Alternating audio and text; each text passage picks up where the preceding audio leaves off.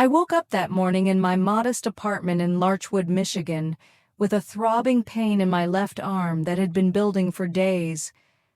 The wound from a minor accident at work, a sharp edge from a filing cabinet in the secure office, had swollen red and hot, clearly infected. At 42, I'd learned to push through discomfort, but this was different. I needed medical attention fast. I threw on my old, faded long coat over a simple blouse and slacks, tied my hair back neatly, and headed to the emergency room at Larchwood General Hospital. The city was just stirring, the winter chill biting through my thin gloves as I drove my unassuming sedan through the quiet streets. The ER was already buzzing when I arrived around 7 a.m. The air was thick with the sharp scent of antiseptic, mixed with the low hum of fluorescent lights and the occasional beep from monitors. Patients shuffled in chairs, some coughing, others clutching injuries. I signed in at the front desk, explaining briefly to the receptionist about my arm, the swelling, the fever starting to creep in. She nodded curtly and handed me a form, telling me to wait. I found a seat in the corner, cradling my arm, watching the clock tick. An hour passed.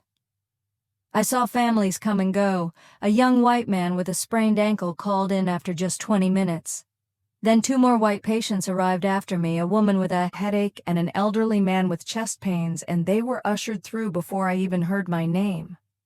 My patients wore thin as the pain intensified, a burning sensation spreading up my shoulder. I stood up, approached the counter again, trying to keep my voice steady and polite despite the frustration bubbling inside. "Excuse me," I said to the nurse behind the desk, a middle-aged white woman with a tight bun and a name tag reading Karen. "I've been waiting over an hour, and my arm is badly infected. It's getting worse. Could you please check if I can be seen soon?" She barely looked up from her computer, her eyes flicking over me from head to toe, my dark skin, my simple clothes, my composed demeanor. "You're not to the front of the line yet," she replied flatly, her tone laced with dismissal. "Everyone's in pain here. Sit down and wait your turn." I felt the familiar sting of being overlooked, invisible in a system that too often saw people like me as less urgent, less deserving. But I didn't argue. Not yet. I returned to my seat, the ache in my arm mirroring the deeper hurt of being reduced to just another face in the crowd. As I sat back down, the pain in my arm pulsed like a heartbeat, but it was the weight of that dismissal that truly stung. I'd faced it before countless times in my line of work, where anonymity was both a shield and a curse. But here, in this public space, it felt raw, exposed. Minutes ticked by, and the waiting room filled with more people. A family with a crying child, a construction worker nursing a bandaged hand. I tried to focus on my breathing, reminding myself that escalation wasn't the answer. Not yet. Then, I heard heavy footsteps approaching.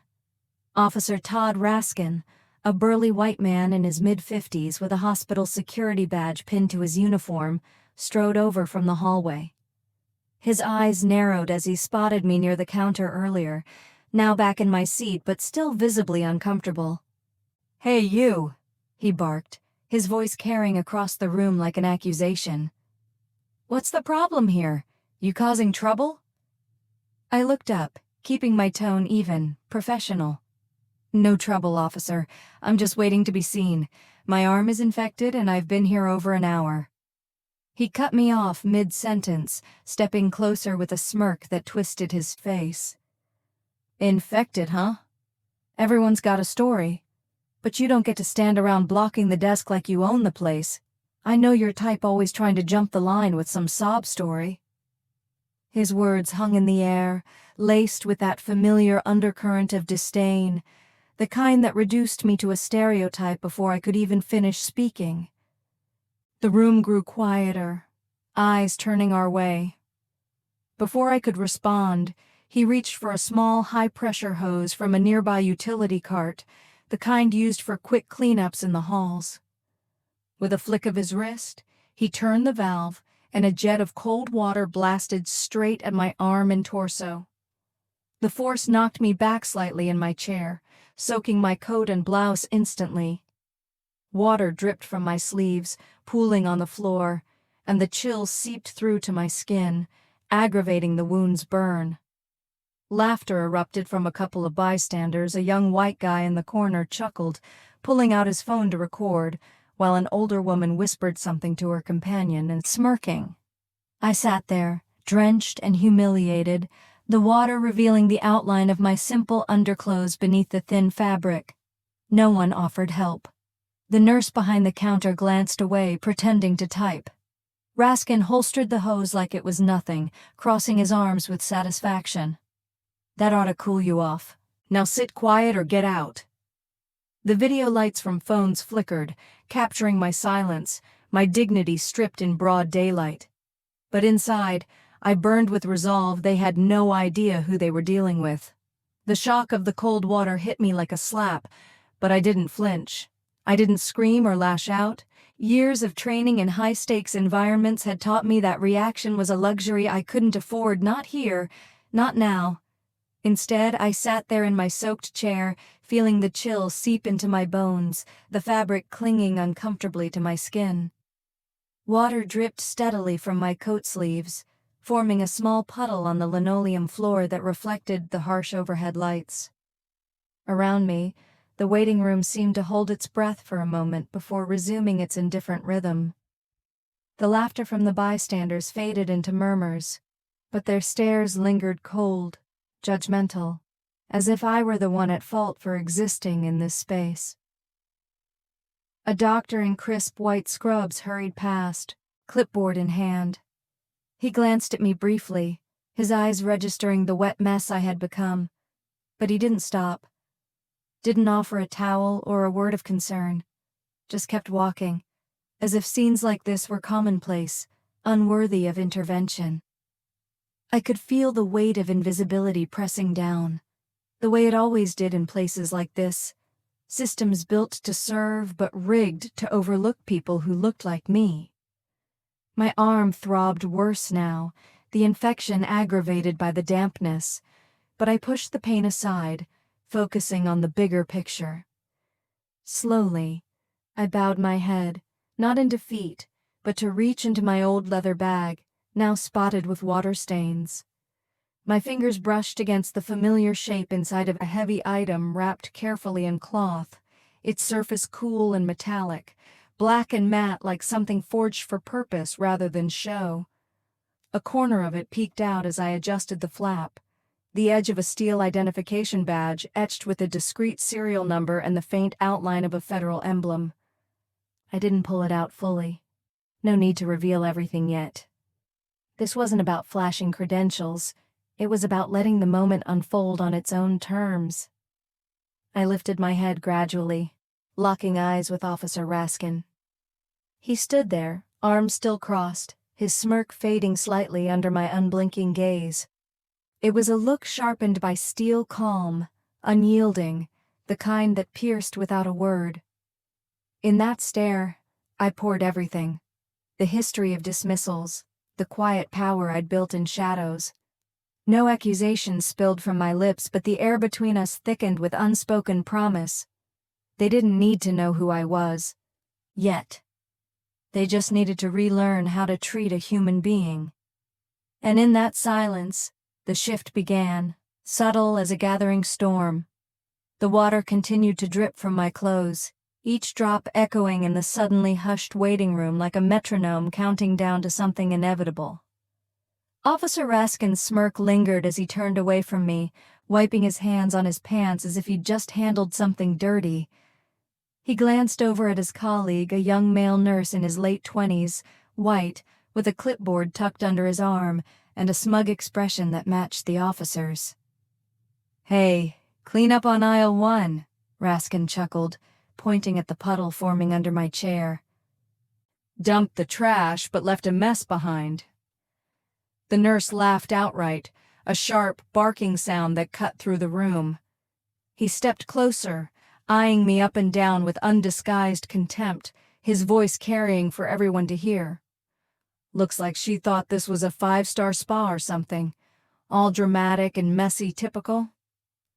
He shook his head, clipboard slapping against his thigh. We don't have time for this kind of nonsense. Go home and dry off, lady. As if on cue, another staff member, a middle-aged white woman from the admin desk, pulled out her phone, not to help, but to join in. She angled it toward me, the camera light flashing as she recorded, her voice loud enough to narrate for the video. Content gold, another black lady causing drama in the ER. Watch her play the victim card next. Snickers rippled through the crowd, now patients shifting in their seats, some pulling out their own devices to capture the spectacle. The young man who'd laughed earlier zoomed in, muttering to his friend, "This is going viral for sure. Entitled much?" No one intervened. No towels were offered. No apologies murmured. The nurse at the front desk averted her eyes, busying herself with paperwork, while the doctor who'd passed earlier reappeared briefly, only to detour around the wet spot without a glance. I sat there, the cold seeping deeper into my skin, my infected arm now stinging from the exposure. The laughter built like a wave, crashing over me, each jeer adding fuel to the fire of humiliation. But I remained still, my hand resting lightly on my bag, feeling the weight of what was inside. They were pouring gasoline on their own pyre, oblivious to the spark I held. The room's indifference wrapped around me like a second skin, but inside I catalogued every face, every word, evidence accumulating in silence. Despite the growing puddle around me and the chill settling into my core, I refused to let their mockery break my composure. The laughter echoed in my ears, but I drew on the discipline I'd honed over years in secure briefings and high-level operations. Staying calm was my greatest weapon. I straightened slightly in my seat, ignoring the way my wet clothes clung, and turned my gaze back to Officer Raskin. My voice remained steady, measured, as if we were discussing the weather rather than an assault. "I suggest you reconsider what you just did," I said evenly. "You violated my personal space and caused harm. That's not acceptable." He threw his head back and laughed, a deep, mocking rumble that drew more eyes our way. His face reddened with amusement, as if my words were the punchline to some private joke. "Oh, come on, lady. You gonna sue me now? Who do you think you are?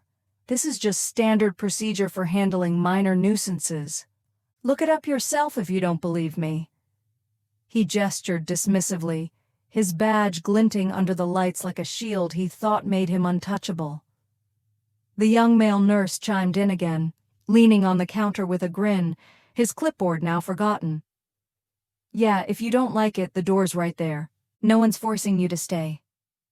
His tone was casual, almost bored, as if dehumanizing someone was part of his daily routine. I scanned the room. The chairs were all occupied now, with new patients filling the space. Just then, an elderly white woman who'd arrived well after me was called forward, her name announced over the intercom with polite urgency. The receptionist busied herself with files, avoiding my direction entirely, her fingers flying across the keyboard in feigned productivity. I didn't raise my voice or argue further. Instead, I slid down from the chair onto the cold floor, leaning my back against the wall for support. The tile was unforgiving against my damp skin, but I sat there without complaint, without calling for help. My bag rested beside me, its hidden contents a quiet reminder of the power I held back. Let them see me like this, vulnerable, ignored. It would only make the revelation sweeter. The room's chatter resumed, but I could feel the subtle shift. A few glances lingered longer, whispers questioning if things had gone too far. Still, no one moved to assist. I closed my eyes briefly, breathing through the pain in my arm, knowing patience was my ally. As the mockery swirled around me like a toxic fog, I sat on the cold floor, my back against the wall, water still trickling from my sleeves. The young nurse's laughter faded into background chatter, but the sting of their words lingered sharper than the ache in my arm. I kept my eyes half closed, observing through slits, cataloging faces, tones, the casual cruelty that passed for normal here. No one approached with aid. Instead, they stepped around the puddle as if I were an inconvenienced spill to avoid. In the midst of it all, a subtle movement caught my eye. A young black man in his early 20s, wearing a delivery uniform, faded blue jacket with a company logo. A backpack slung over one shoulder, hurried through the lobby, carrying an insulated bag that smelled faintly of coffee and sandwiches. He was just another face in the crowd, weaving past patients with the efficiency of someone on a tight schedule. But as he passed near me, his pace slowed. His eyes flicked down to my soaked form, the way I cradled my bag, the deliberate calm on my face despite the humiliation. He paused mid-step, his expression shifting from neutral to something sharper. Recognition? Concern? He scanned the scene, the hose still dangling from the utility cart, Officer Raskin's smug posture, the nurse's lingering grin. No one else noticed him. They were too busy resuming their routines, phones buzzing with shared videos of my ordeal. But I saw it all the way. His jaw tightened, his hand instinctively reaching for his pocket. Without a word, he backed up a few steps, pulling out his phone. His fingers moved quickly across the screen, dialing or texting, I couldn't tell from my angle. His voice was low, barely audible over the ER hum. "Yeah, it's her. You won't believe what's happening here." He glanced my way again, our eyes meeting for a brief second. In that exchange, unspoken understanding passed between us, a nod to shared experiences, a silent alert that help was on the way. He didn't linger. He adjusted his backpack and continued out the door, vanishing into the morning rush. No one else registered the moment. Raskin was already turning back to his post, chuckling to himself. But I felt the tide turning, a quiet ripple building toward a wave. Someone had noticed. Someone had acted. And in that small, strange detail, the delivery guy's discreet call, the storm was brewing.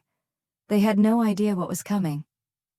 Not long after the delivery guy's discreet exit, the waiting room's tension simmered like a pot about to boil over.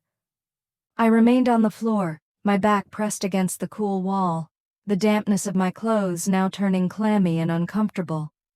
My arm throbbed relentlessly, the infection's heat contrasting sharply with the chill, but I focused on breathing steadily, letting the scene play out.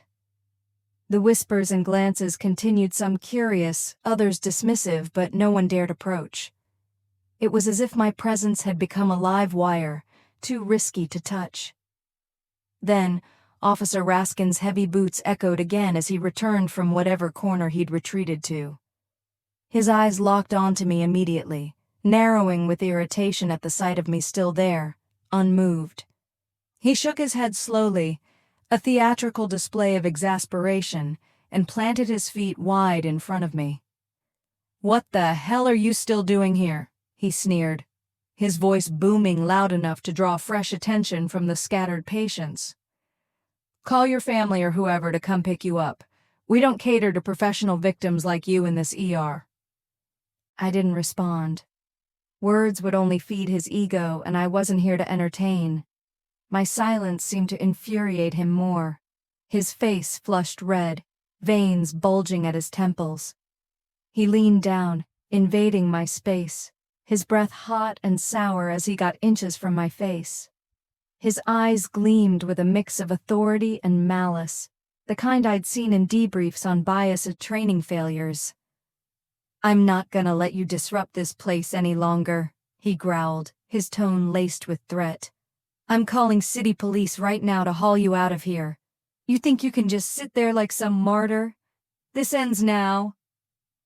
His hand clenched around the hose nozzle still hanging from the cart nearby, knuckles whitening as if he were tempted to repeat the earlier assault. He straightened up slightly, pulling out his radio with the other hand, thumb hovering over the button. "Dispatch, this is Raskin at Larchwood ER. Got a trespasser refusing to leave, black female, mid-40s, causing a scene." The static crackled in response, and he shot me a triumphant glare as if the call sealed my fate. The room grew quieter still, phones poised to capture what came next. But inside, I felt the pieces aligning the delivery guy's call, the subtle shifts in the air.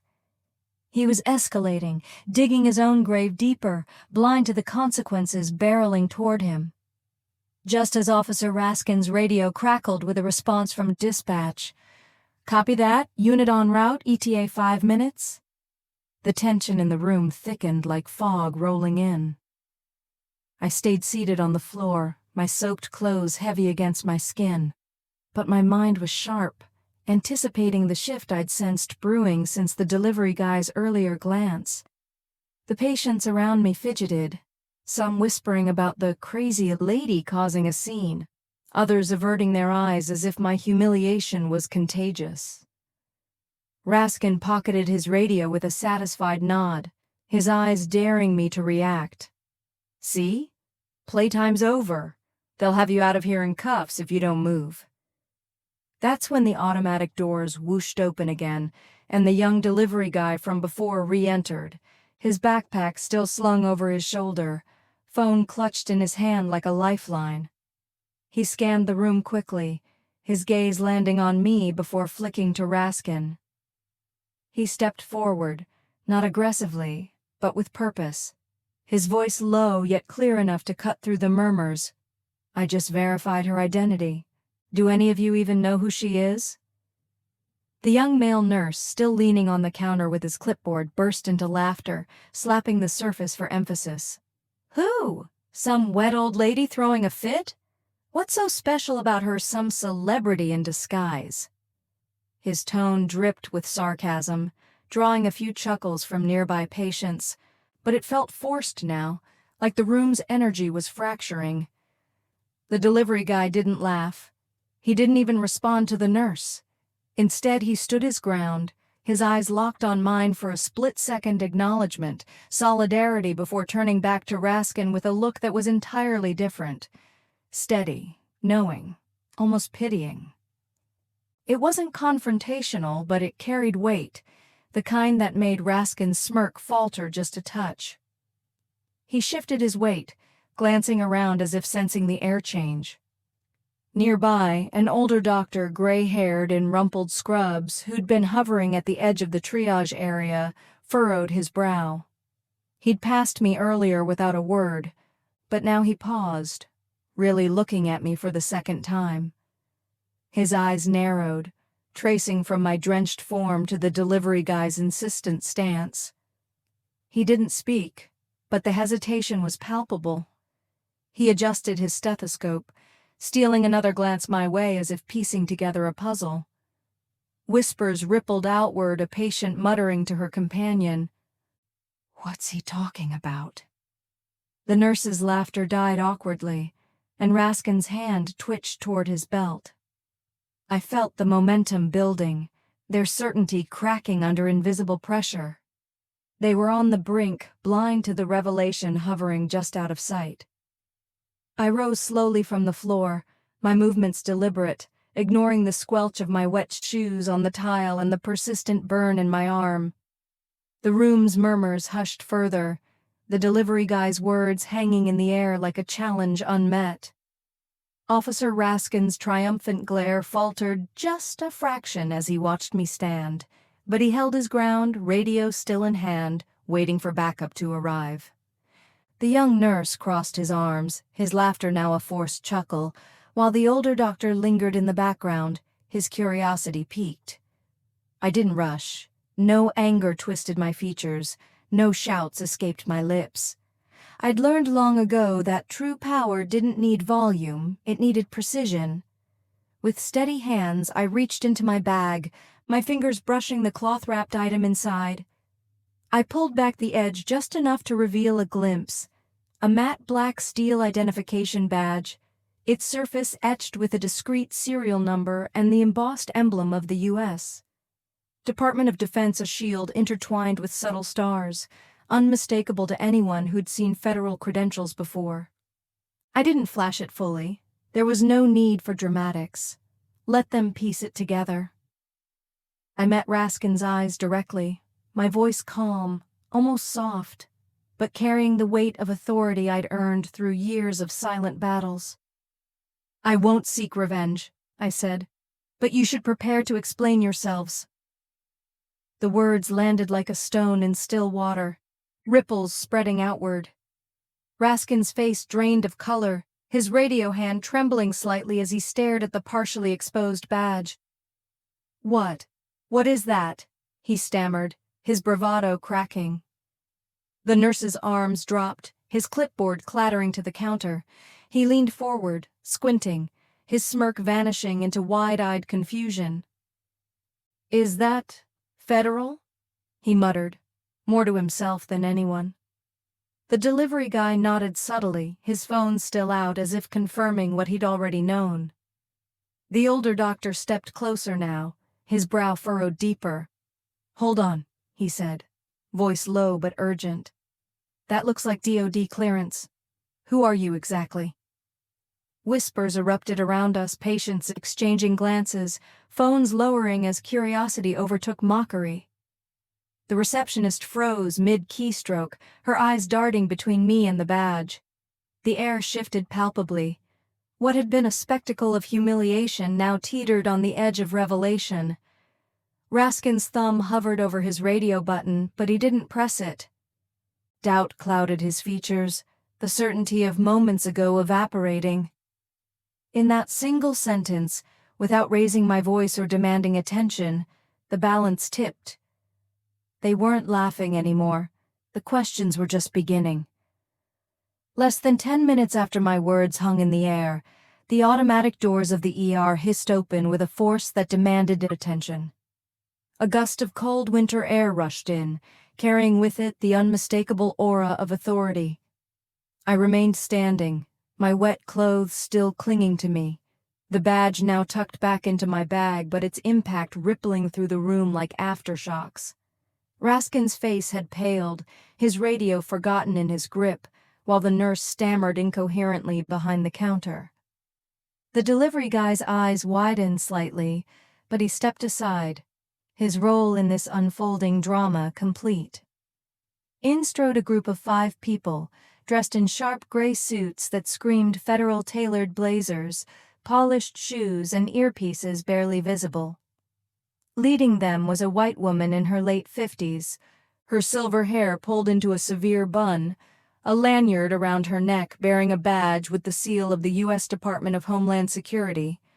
Flanking her were 2 men in crisp military uniforms, their collars adorned with high-ranking insignia from the Federal Security Coordination Bureau stars and eagles that spoke of power far beyond this small-town hospital.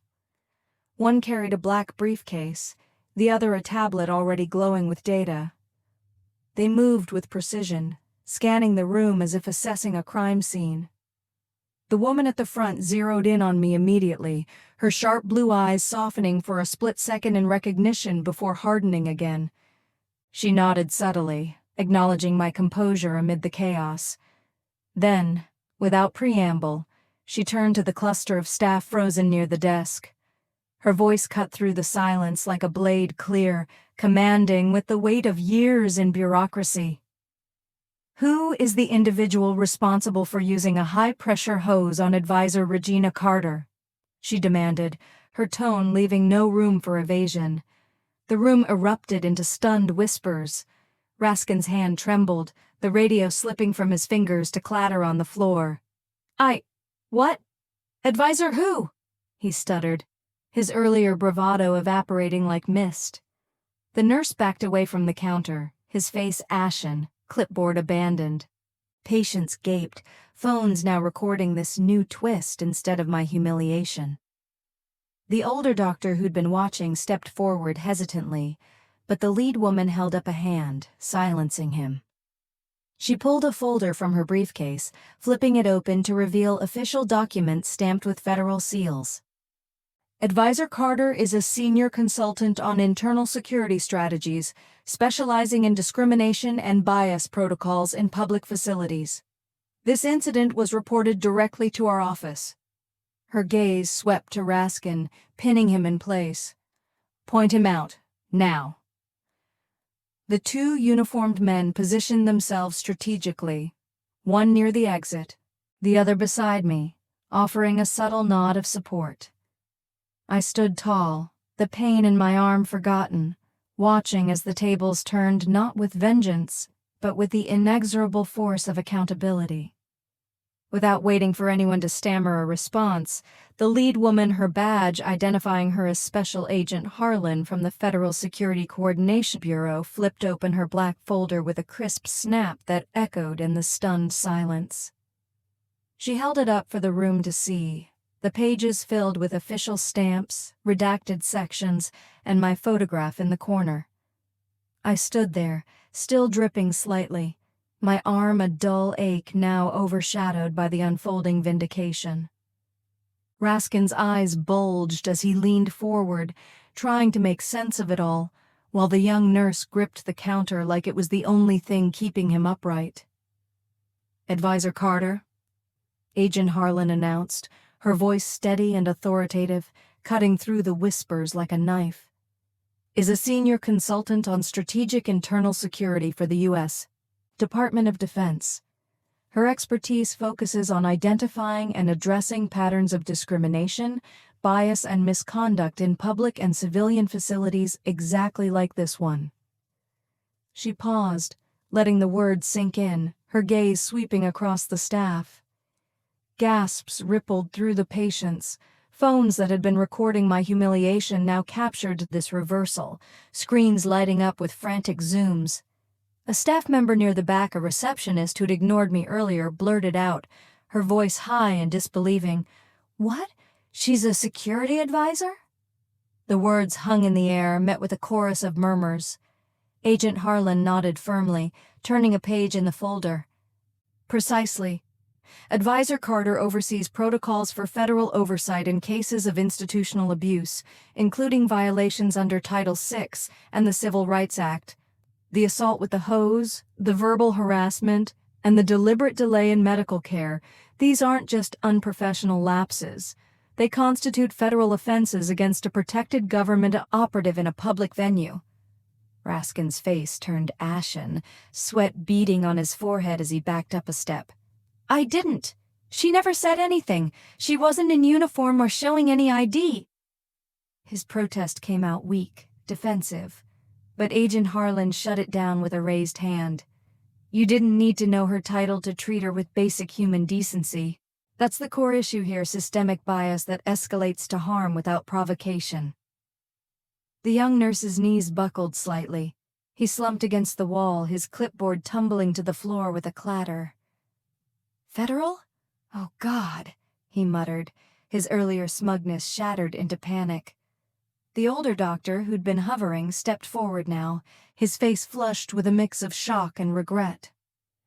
I had no idea. We need to get her treated immediately." But one of the uniformed men beside Harlan shook his head. "Treatment can wait for the investigation. This facility is now under review." I met Agent Harlan's eyes briefly, a silent thank you for the swift response triggered by the delivery guy's alert. The room's energy had flipped. What was once mockery now bred fear. They stared at me, piecing together the woman they'd dismissed as a nobody. In that moment, without a single raised voice from me, the truth did the work. Raskin's feeble protest hung in the air like a deflated balloon, his voice cracking under the weight of Agent Harlan's unyielding stare.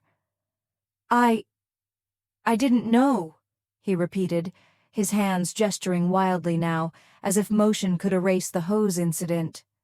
"She never said anything. She wasn't in uniform or flashing any ID before that. How was I supposed to treat her differently?" Sweat poured down his temples, soaking his collar, his once authoritative posture crumbling into a hunched slump. He glanced around desperately for support. The nurse, the receptionist, anyone but they, all averted their eyes, leaving him isolated in the spotlight of his own making. Agent Harlan didn't flinch. She stepped forward, her voice like tempered steel, cutting through his excuses without mercy. "You didn't need to know her title to afford her basic respect," she said, her tone measured but laced with steel. "That's the fundamental flaw here, assuming someone's worth based on appearance, delaying care, escalating to physical assault. Advisor Carter's role makes this a federal matter, but even without it, your actions violate hospital policy, state law, and human decency." She flipped another page in her folder, revealing a timeline of complaints against the ER statistics on disparate treatment by race, pulled from public records. "This isn't isolated. It's patterned. And now, it's documented." The young male nurse, who'd been so quick with his jeers, collapsed against the counter like his legs had given out. His face turned ghostly pale, hands shaking as he clutched the edge for support. "Federal?" he whispered, barely audible, his clipboard long forgotten on the floor. He looked at me then, really looked not with mockery but with dawning horror, as if seeing a ghost rise from the grave he'd helped dig. The receptionist buried her face in her hands, mumbling apologies to no one in particular, while the older doctor stood frozen, his stethoscope dangling limply. The entire triage area had gone still, patients lowering their phones, whispers dying out, the hum of the ER reduced to a tense hush. No one dared lift their heads, the weight of collective guilt pressing down like an invisible force. I stood in the midst of it all, my arm still throbbing, my clothes still damp, but my gaze steady and without malice. There was no need for triumph or gloating. The truth had unraveled them on its own.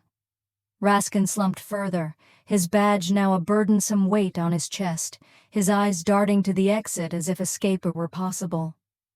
The uniformed agents flanked Harlan, one already pulling out a tablet to log statements, the other securing the area. I felt a quiet satisfaction, not revenge, but restoration. They'd seen me as invisible, a nuisance to dismiss. Now, in this frozen moment, they saw the full picture.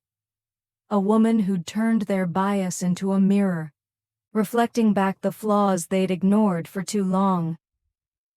The investigation was just beginning, but the collapse was complete. With Agent Harlan and her team flanking me like a protective detail, I turned toward the exit of the ER. The room remained frozen in stunned silence. No applause, no dramatic gasps, just the heavy weight of realization settling in over everyone like dust after a storm.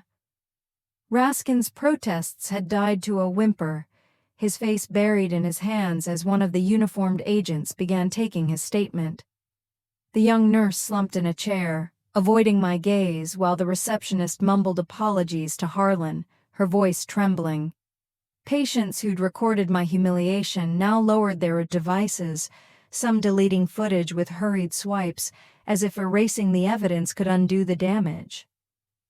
I walked slowly, my soaked coat heavy on my shoulders, the fabric still clinging coldly to my skin.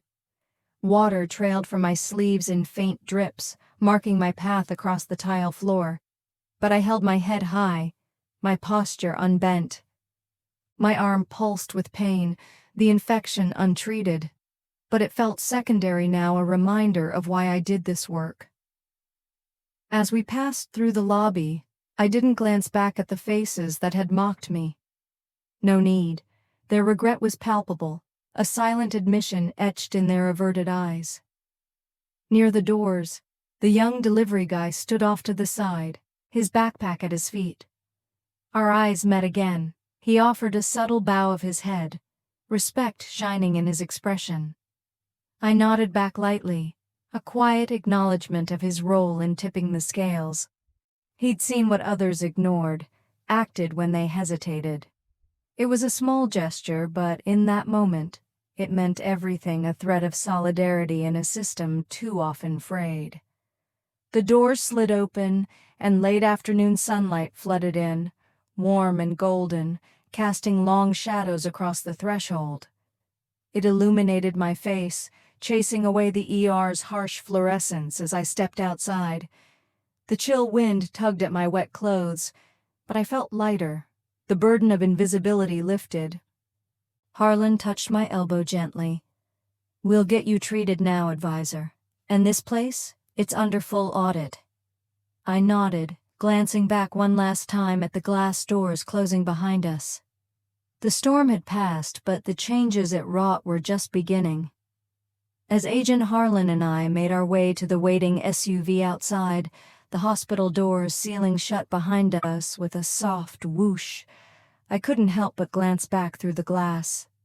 The late afternoon sun cast long shadows across the parking lot, but inside the building, figures moved like ghosts in the fluorescent glow.